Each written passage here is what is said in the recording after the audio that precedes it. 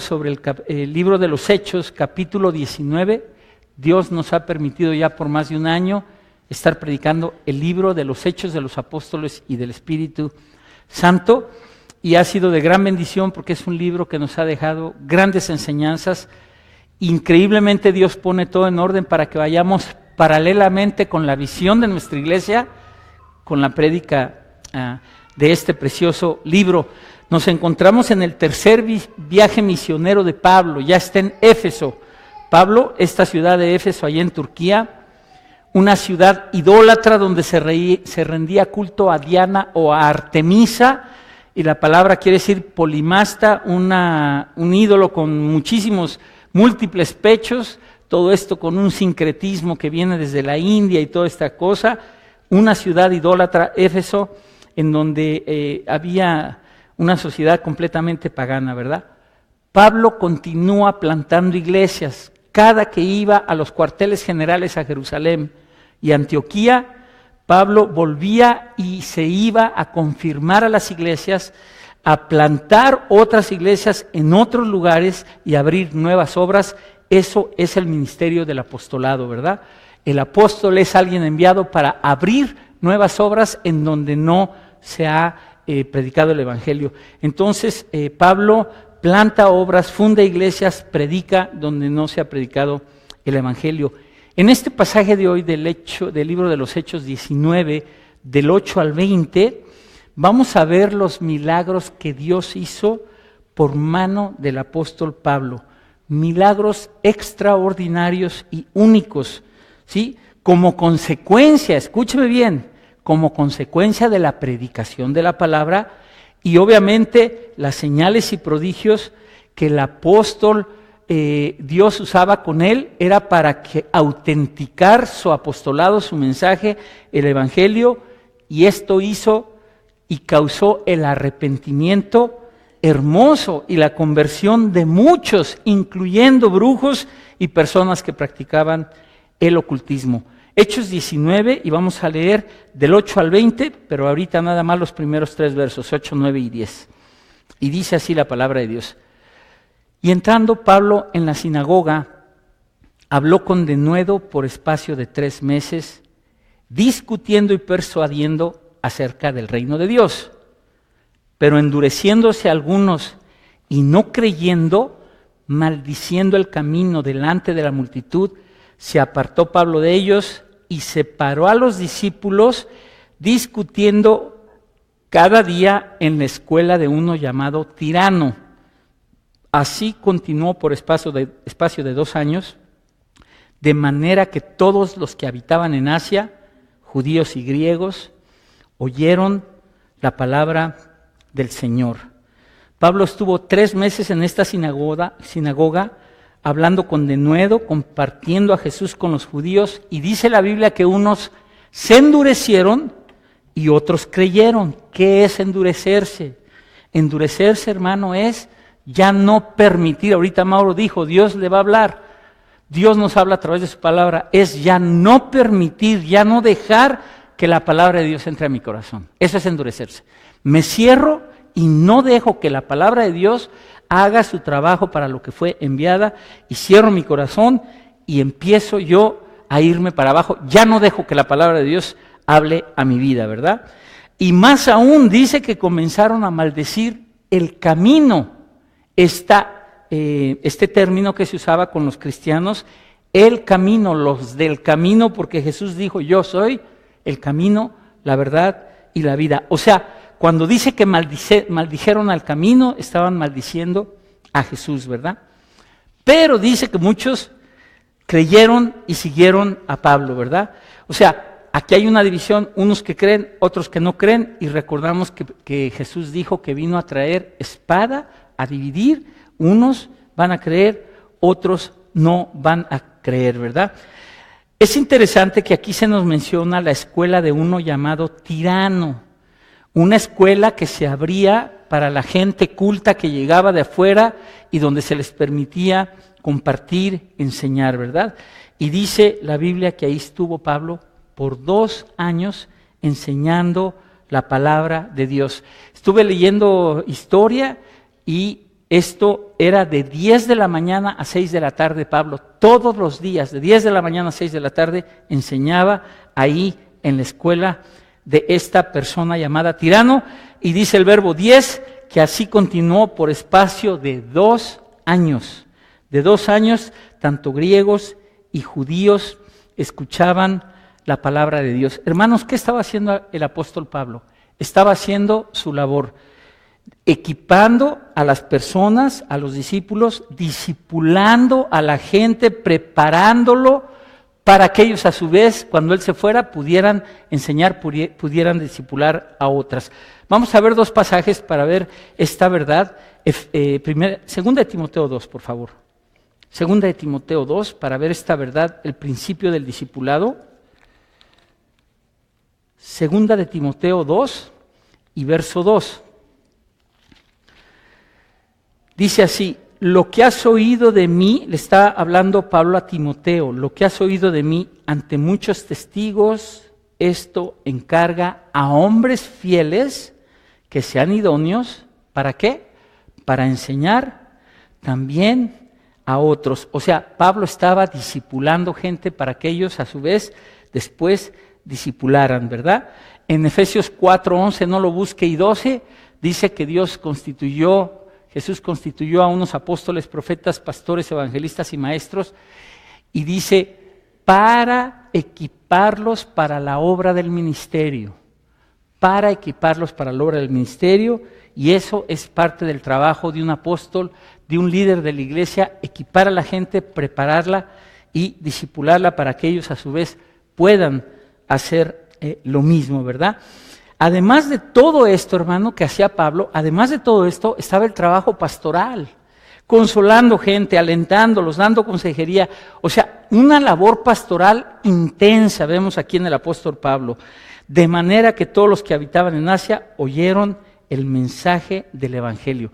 Fíjese, esto es importante porque Pablo reconoce cómo Dios le abrió las puertas en esta ciudad de Éfeso. Quiero regresarlos a Hechos 16, no lo busquen, cuando Pablo va hacia el Asia Menor, hacia Éfeso, y Dios le da una visión de un varón macedonio que le dice, ven, ayúdanos. Y entonces el Espíritu Santo dice, lo dirige a Filipos, abren la iglesia de Filipos, y todo mundo diría, caramba, pero pues en Asia necesitan oír el Evangelio. El Espíritu Santo lo dirige a otro lado, y Pablo dice, voy a regresar. Pasa por Éfeso y ahora se queda en Éfeso por 3 años, y es el ministerio más intenso, más fructífero, podemos decir, del apóstol Pablo en toda esa área, porque se abrieron demasiadas iglesias cuando estuvo él en Éfeso. Primera de Corintios 16, vamos a ver varios pasajes. Primera de Corintios 16, en las palabras del apóstol Pablo, cómo resume él su labor en Éfeso. Primera de Corintios 16, qué bueno que tenemos la Biblia, precepto sobre precepto, unos pasajes de aquí, otros de otro libro, y ahí está todo absolutamente. Primera de Corintios 16, 9. Mire lo que dice el apóstol Pablo acerca de cómo Dios le abre las puertas allá en Éfeso. Dice, porque se me ha abierto puerta grande y eficaz, y muchos son los adversarios. También él está reconociendo la oposición tan grande que tenía, ¿verdad? Y ahí nosotros vemos que dice, estaré en Éfeso hasta Pentecostés, porque se me ha abierto puerta grande, pero hay muchos adversarios. Dios le abre una gran puerta en Asia. Pablo fundó Colosas, Herápolis, Laodicea, Filipos, Éfeso, Antioquía. Su obra es increíble, de este hombre, de este varón que Dios usó con el poder de la palabra de Dios. Con el poder de la palabra de Dios, él mismo dijo, no me avergüenzo del Evangelio porque es poder de Dios para la salvación. Siempre le explicaba yo a algunos hermanos en los estudios, siempre la Biblia nos habla de que la palabra va primero y las señales venían después. Nunca las señales primero. Esto está en Marcos 16, después se lo digo. La palabra va, dice, y la seguía, a la palabra la seguían las señales y los milagros, ¿verdad? Y aquí es importante mencionar esto, hermano, porque en Vida Nueva para el Mundo, aquí en Denver, en esta iglesia, damos un énfasis muy especial en la enseñanza de la palabra de Dios. Es nuestra responsabilidad discipular a la gente. Eso que oyó del discipulado nivel 1 y de la teología sistemática, los estudios bíblicos, los grupos de vida, la célula de Longmont y todas estas cosas tienen el fin de que usted cada vez más se haga una persona con convicciones sólidas, que cada vez más esto se haga una realidad en nuestra vida, que cada vez más comprendamos lo que Cristo ha hecho para poder vivir para Él y servirle. No estamos en un lugar donde se nos obliga, donde se nos forza, donde se te jala con una cadena. No, es de corazón, pero aquí es parte, es un indicador de la iglesia, un discipulado intencional, ¿sí? Y como resultado de esta enseñanza, hermano, yo te quiero decir algo para que te sientas orgulloso, porque no es malo sentirse orgulloso de esto. Como resultado de esta enseñanza, son 20 iglesias las que hay en México, más la que está aquí en Estados Unidos. En México, 20 iglesias, junto con las de Colombia, Argentina y esta de Estados Unidos, 20 iglesias ya de vida nueva, a causa, repito, de la enseñanza centrada en la palabra de Dios, el discipulado intencional. Vámonos a versos 11 y 12, por favor, regresamos a Hechos 19. Después de ver esta labor del apóstol Pablo, que hacía todas estas cosas, versos 11 y 12, esta sección es preciosa. Mire lo que dice: y hacía Dios, no Pablo, y hacía Dios milagros, escuche las palabras, extraordinarios por mano de Pablo, de tal manera que aún se llevaban a los enfermos los paños o delantales de su cuerpo, y las enfermedades se iban de ellos, y los espíritus malos salían. Increíble que la Biblia diga, primero le atribuye los milagros a Dios, y después, recuerde que esos milagros autenticaban el apostolado de Pablo, pero dice la palabra de Dios que eran extraordinarios, únicos, hermano. Y yo le quiero, sin que me conteste, porque este no es estudio bíblico, ¿cuál es el milagro más grande de todos? Y tenemos muchos, ¿verdad? La resurrección de Jesús, sin duda. La resurrección de Jesús, el nacimiento virginal de Jesús, que baja la semilla de allá arriba y en una manera sobrenatural se mete al vientre de María y nace nuestro Señor Jesús. Y le digo otros, para que lo sepa, la conversión de las personas. Es un milagro extraordinario, hermano. La conversión de la gente que siendo pecadores se nos redima, se nos compre en el mercado de esclavos, se nos lleve a una presencia eterna, se nos dé una herencia maravillosa. Esto es un milagro precioso, ver la transformación de una persona, de cómo se convierte al Señor y ver cómo va transformando su vida, ¿verdad? Todos esos son milagros. Ahora, aquí dice que fueron extraordinarios. Y ahorita vamos a entender esto de una manera. Recordemos que en Efeso estaba llenos de magos, teósofos, nigromancia, espiritismo, brujería, hechicería, astrología, idolatría, y todas estas cosas estaban inmersos en el mundo del ocultismo. En este ambiente del ocultismo, Dios hace milagros a través de su apóstol, a través del apóstol Pablo y a través de la predicación de la palabra. Y dice la Biblia en el verso 12 que se llevaban, o sea, venía la gente por los paños, ahorita le digo que es un paño, venía la gente por los paños y los delantales de Pablo para llevárselos. El paño era lo que se ponía aquí, un sudario, así se llama, sudario, lo que se ponía aquí para el sudor, y eso se lo llevaban para llevarlo a los enfermos. Y los delantales, acuérdense que él hacía tiendas, los delantales que él se ponía para hacer tiendas, se llevaban esos trapos, esos paños, de ellos sí, porque el jueves estuvimos hablando, Andresito y yo en la radio, de esta distorsión, de esta herejía, de este movimiento tan grave, que ahora se venden trapos ungidos con aceite en las iglesias para que compres tu trapo ungido, yo no sé ungido de qué, y lo traigas en tu bolsa. Y entonces la gente tiene ya puesta su fe en un amuleto en lugar de tener su fe puesta en Jesús. Pero en este caso, en Pablo, él sí, apóstol de Jesús, en la soberanía de Dios, le permite que incluso llevándose los trapos que él usaba alrededor de su frente, ¿sí? Venían por ellos, se los llevaban a los enfermos y a los oprimidos y los sanaban, y salían los demonios. Esto es increíble. Este milagro también recordemos que sucedió con nuestro Señor Jesús. Cuando la mujer del flujo de sangre, ¿qué hace? Le toca su manto, sanada inmediatamente, ¿verdad? Y no por el manto, sino por su fe en la persona de Jesucristo, ¿verdad? De Pedro, se nos dice en el capítulo 5 que ¿qué? La sombra de Pedro. Dice que algo similar sucedía. 5:15, vamos a regresarnos unos cuantos meses. Hechos 5:15.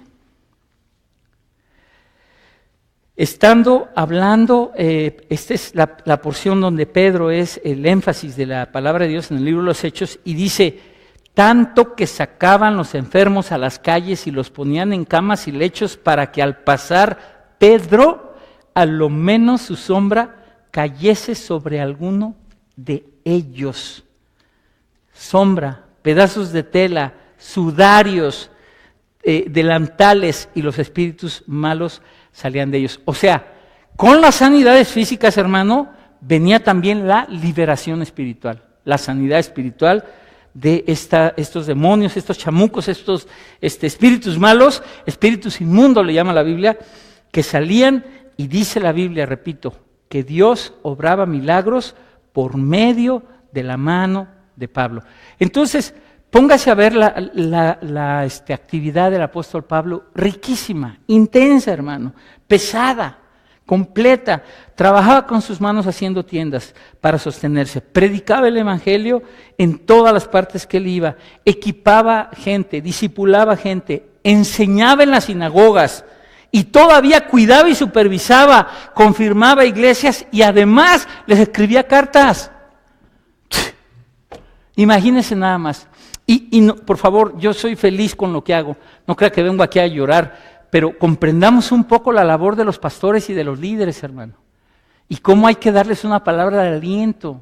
Es importante, hermano, porque pensamos, ya damos por hecho, aquí usted me ha visto toda la vida desde hace 10 años, ¿cuándo no vine? Una vez, ¿verdad? No he venido, mami, una vez, y no a predicar al estudio bíblico, siempre hemos estado aquí porque nos gusta hacerlo, pero qué intensa labor, aquí lo vemos con todo lo que hacía el apóstol Pablo, ¿verdad? O sea, riquísima su actividad como apóstol, y todavía de confirmar, escribía las cartas porque le decían, ya se están peleando los corintios y ya están diciendo que uno es de Apolos y que otro es de acá y la envidia, y en fin, todas estas cosas, ¿verdad? Ahora que estuve estudiando, Jorgito, 4 cartas escribió Pablo a Corintios, pero nada más 2 se mantuvieron. No se sabe qué pasó con las otras 2. Obviamente no fueron parte del canon, nunca se supo, pero escribió 4 cartas, de las cuales estas 2, primera y segunda de Corintios, fueron conservadas. Esto en lo que respecta a esos milagros. Ahora vea lo que sucede, verso 13 en adelante. Mire lo que sucede. Pero algunos de los judíos exorcistas, parte del material que le preparé hoy, tiene que ver con el exorcismo. Ahorita explico este término, porque todos vieron la película esa bella de los 70s, nadie podía dormir. Todos veían todo, pero decían, esa no me la echo porque no puedo dormir, la que se le voltea la cabeza así. Yo no sé cuántos saben, hermano, esta persona, esta actriz, le tuvieron que dar mucho tratamiento. Y digo, hablamos de una película sin bases bíblicas ni nada, pero le tuvieron que dar tratamiento para recuperarse de todo este trauma. Entonces dice, a partir del verso 13, pero algunos de los judíos, escuche bien, exorcistas ambulantes, intentaron invocar el nombre del Señor Jesús sobre los que tenían espíritus malos, diciendo, os conjuro por Jesús, el que predica Pablo. Hasta ahí nada más ahorita. O sea, estos exorcistas, la práctica exorcista en los tiempos de Pablo era de la siguiente manera. Josefo, el más grande historiador judío, narra acerca de estos hechos de exorcismos, incluso algunos llevados a cabo delante del emperador Vespasiano. Tenían una característica, ponga atención, los exorcismos en esa época eran a base de conjuros. O sea, abracadabra. Sí, una fórmula. os conjuro por esto, y entonces estos dicen, nomás hay que repetir el nombre de Jesús, y ahorita vamos a ver lo que sucede con ellos, ¿verdad? Era un mal uso de una liberación de demonios, porque aparecen en papiros antiguos que se llamaba y que se decía, os conjuro por Belcebú. Véngase a Lucas 11, para que vea que esto es pura Biblia, aquí no inventamos nada. Lucas 11, ya Jesús los estaba amonestando, advirtiendo y llamando la atención a estos que traían esta cultura del exorcismo. Lucas 11, verso 19.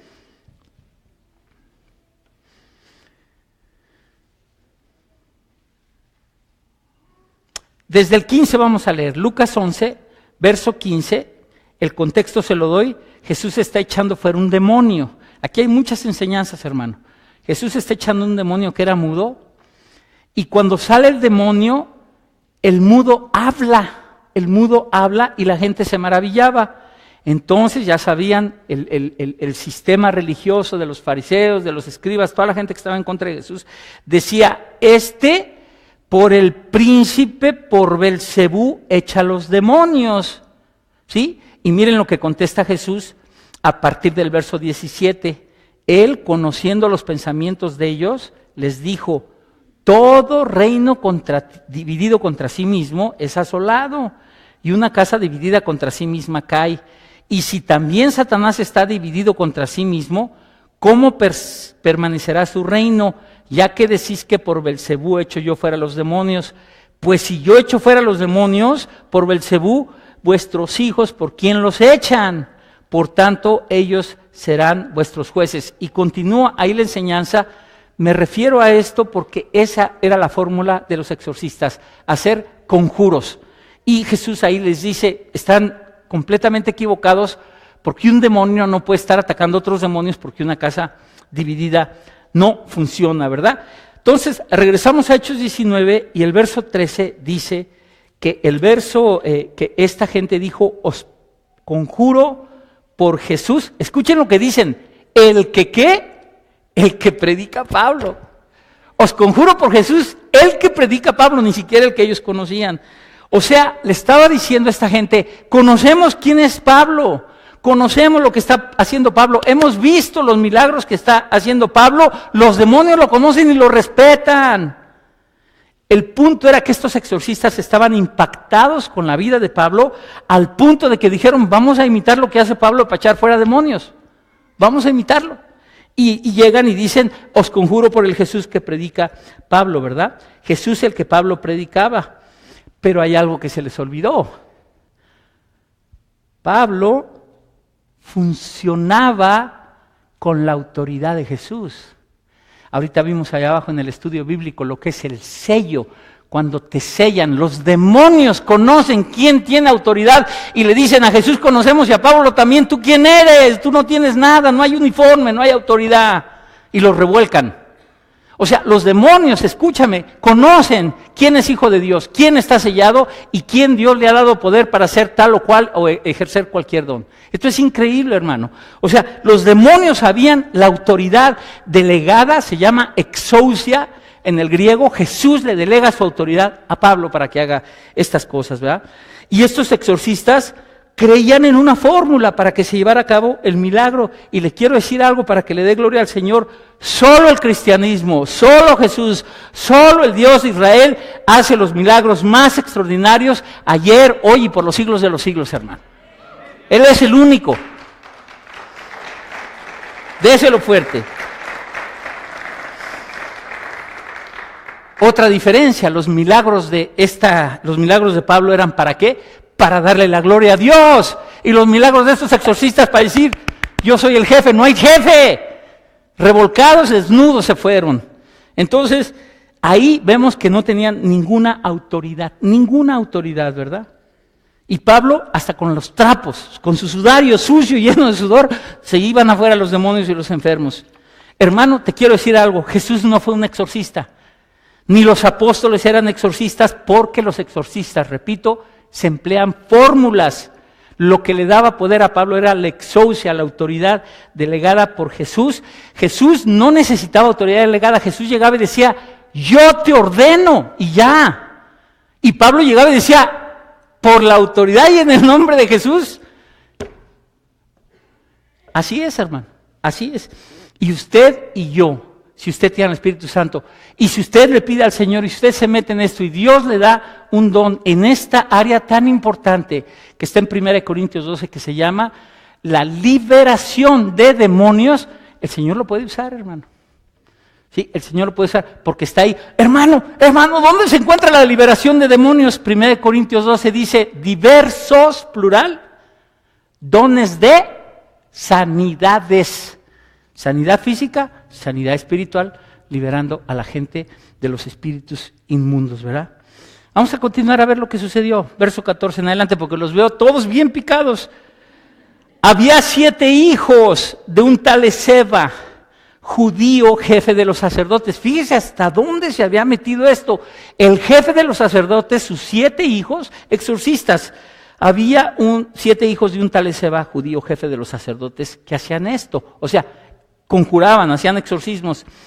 Pero respondiendo al espíritu malo, no la persona, el espíritu malo dijo, a Jesús conozco y sé quién es Pablo, pero vosotros, o sea, humillándolos ¿cómo se dice underestimated? Subestimándolos, ¿sí? Pero ¿y ustedes qué? ¿Ustedes qué dicen? Nada. ¿Quiénes sois? Y el hombre en quien estaba el espíritu malo, fíjese, el hombre, o sea, obviamente el espíritu malo de este hombre le da una fuerza sobrenatural y dice, saltando sobre ellos 7 y dominándolos, pudo más que ellos, de tal manera que huyeron de aquella casa desnudos y heridos. Y esto fue notorio a todos los que habitaban en Éfeso, así judíos como griegos. ¿Y qué sucedió? Tuvieron temor todos ellos y era magnificado el nombre del Señor Jesús. Ahí vemos el plan de Dios actuando completamente. ¿Sí? Estos exorcistas, repito, creyeron que era un hechizo mágico y el demonio afirma conocer a Jesús y a Pablo y tenía este demonio tal fuerza que dice que los dominó. Y te quiero hacer una pregunta, hermano. Yo sé que te van a aparecer signos de interrogación arriba de la cabeza. ¿Te conocen en el mundo espiritual? Tú, ser humano, Javier, Jorge, Panchito, Sandrita, Xomarita, ¿te conocen en el mundo espiritual? ¿Te conocen porque tienes la autoridad de Jesús? ¿Te conocen porque eres un hombre de oración? ¿Te conocen los demonios y dicen, aguas, ahí viene ese que no se la pasa más que orando? ¿Nos conocen en el mundo espiritual, hermano? Fíjate qué pregunta. ¿Me tienen miedo? ¿Saben quién soy? ¿Saben quién soy? ¿Saben cómo predico cuando predico? ¿Qué dicen los demonios de mí cuando predico? Y cuando enseño la Biblia. Ahí se lo dejo de tarea, porque ni yo sé. No usemos el nombre de Jesús a la ligera, hermano. Cantidad de herejías, te reprendo, que te ato. No lo usemos a la ligera, hermano. ¿Vas a usarlo? Hazlo como dice la palabra de Dios y en el poder y en la autoridad que dice la palabra de Dios, ¿verdad? Atar y desatar y palabras sin ningún poder, porque no son fórmulas mágicas, es la autoridad que te da el Señor Jesús. Y dice que los desnudó y los dejó malheridos, ¿verdad? Y con grandes traumatismos, dice otra versión, con grandes traumatismos físicos, o sea, los arrastró, les dio una pela, pues, a todos ellos. Y aquí lo importante es que dice que esto fue notorio en toda esta área, a todos los que habitaban en Éfeso, así judíos como griegos, y tuvieron temor todos ellos, y era magnificado el nombre de el Señor Jesús. Esto es increíble. Hermano, es Dios haciendo fracasar la estrategia diabólica de usar el nombre de su propio Hijo. No hay tal. Todos tuvieron temor, judíos como griegos, y era magnificado el nombre del Señor, ese nombre que dice la Biblia que no hay otro nombre en que podamos ser salvos y que no hay otro nombre ni arriba de los cielos ni debajo de la tierra para que en el nombre de Jesús se doble toda rodilla, hermano. Ese es el nombre de Jesús, ¿sí? Ahora, vamos a seguir versos 18 al 20. Aquí hay otra porción preciosa. Miren lo que sucede. Después de todo este contexto, después de toda esta gente ver estas cosas, después de ver Dios, sus milagros a través de la mano de Pablo, después de ver a estos exorcistas cómo los despedaza un demonio, porque dice que fue notoria en toda la ciudad, en toda la plaza, miren lo que pasa. Verso 18. Y muchos de los que habían creído, escuche, venían confesando y dando cuenta de sus hechos. O sea, un arrepentimiento y a confesar y a decir, no más esta vida. Esto es increíble. Verso 19, asimismo muchos de los que habían practicado la magia, el ocultismo, trajeron los libros de magia, de ocultismo, de hechicería y los quemaron delante de todos. Y hecha la cuenta de su precio, hasta eso nos dice la Biblia lo que valían. Hallaron que era 50,000 piezas de plata.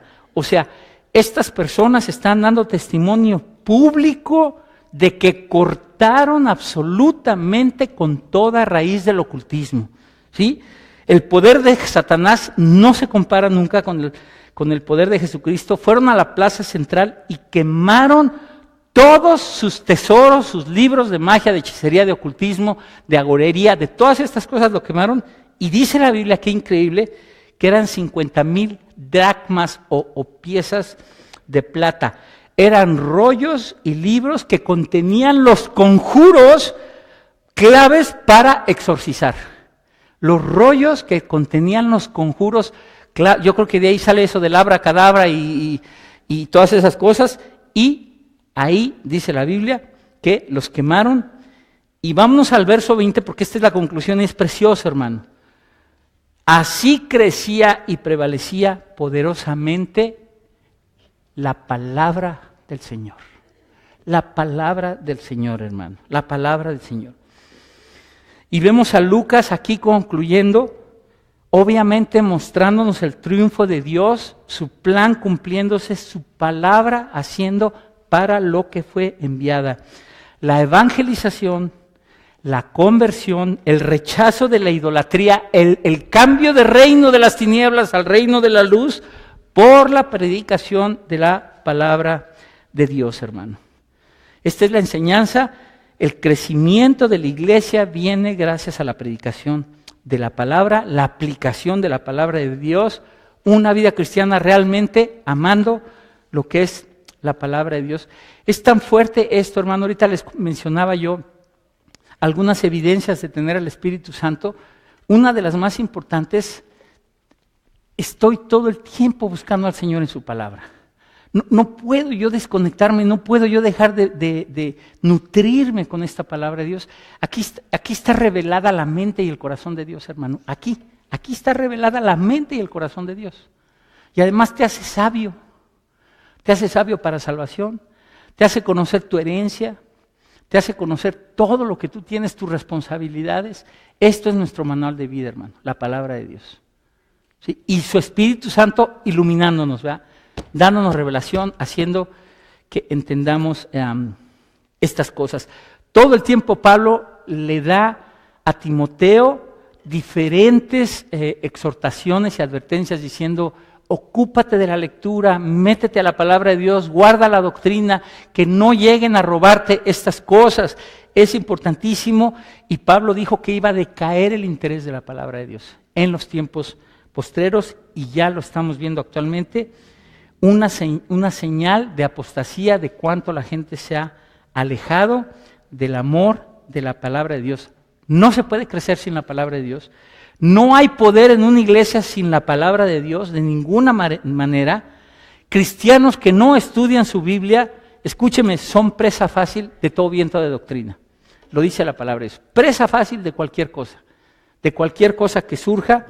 Y aquí vemos cómo Dios destruye la magia, 50,000 piezas de plata, hubo verdadero arrepentimiento, hubo gozo, hubo seguridad de la salvación, cosas que no tienen precio, hermano. Y a Dios el ocultismo, y a Dios la cartomancia, y a Dios la bola de cristal, y a Dios las cartas, y a Dios pues todo lo que hacían, ¿verdad? Glorioso, glorioso, hermano. Vamos a orar porque yo también quiero darte la oportunidad. Yo no lo sé, hermano, yo no lo sé, solo tú lo sabes. Si tú estás atado a vicios o a cosas, yo no sé. Pídele perdón al Señor, hermano. Todos nosotros hemos estado influenciados siempre por diferentes cosas. Padre Celestial, te doy gracias, Señor, porque esta palabra tuya, Señor, nos enseña tantas cosas. Primero, gracias por tu presencia en nuestras vidas. Gracias por ese Espíritu Santo que vive y mora dentro de nosotros, que nos indica, nos guía a toda verdad, que te da testimonio a ti, Señor. Apunta siempre a ti, a tu palabra, Señor, y a darle la gloria a Dios. Queremos ser movidos y llevados por tu Espíritu Santo, iluminados por Él, Señor, que va siempre de acuerdo a tu palabra, Señor. Te damos gracias. Gracias porque dentro de mí, aunque yo no lo vea, hay un sello que tú pusiste, que es la garantía, Señor, de que yo voy a pasar una eternidad contigo. Es la garantía de que somos hijos tuyos. Es la garantía de la herencia que tenemos. Y ese sello lo reconocen los demonios, lo reconoce el mundo oscuro de las tinieblas, Señor. Y lo tenemos, Señor, y lo tenemos. Asimismo también, Señor, te pedimos perdón por si hemos participado alguna ocasión, Señor, con cosas concernientes al ocultismo, Señor. Tu palabra dice que tú le dijiste a tu pueblo, a los sacerdotes, a Israel, que se alejaran de esas cosas. Y Señor, si alguno de mis hermanos, yo mismo, hemos participado en estas cosas, te pedimos perdón, Señor. Cortamos con cualquier cosa, con cualquier raíz familiar, genética de nuestros antepasados que esté ahí, Señor. Cortamos con ello y nos aferramos a tu palabra que dice: ninguna arma forjada hay que pueda prevalecer contra ti, como hijos tuyos, Señor. Te damos gracias y te pedimos perdón y nos arrepentimos, Señor. Y si no te hemos recibido todavía como Señor y Salvador, aquí estás tú para decir: aquí están mis manos abiertas con los orificios todavía de cómo los amo y de cómo te quiero y de cómo quiero que vengas a tener una relación conmigo. Recíbele como Señor y Salvador. Recíbele como Señor y Salvador. Hazlo el Señor de tu vida. Recibe el perdón de los pecados. Que tu nombre esté escrito allá en el libro de la vida, en el cielo, en el tercer cielo. Te damos gracias, Señor. Gracias porque viniste a dar libertad a los cautivos. Y cualquier persona cautiva, Señor, es liberada por ti, porque si el Hijo os libertare, verdaderamente seréis libres. Gracias, gracias, Padre. Bendito seas, alabado sea tu nombre. Gracias, gracias, gracias, gracias, Jesús. Gracias te damos. Bendito seas. Gracias, gracias, Señor. Amén y amén. Gracias, hermanos. Que Dios me los bendiga. Gracias.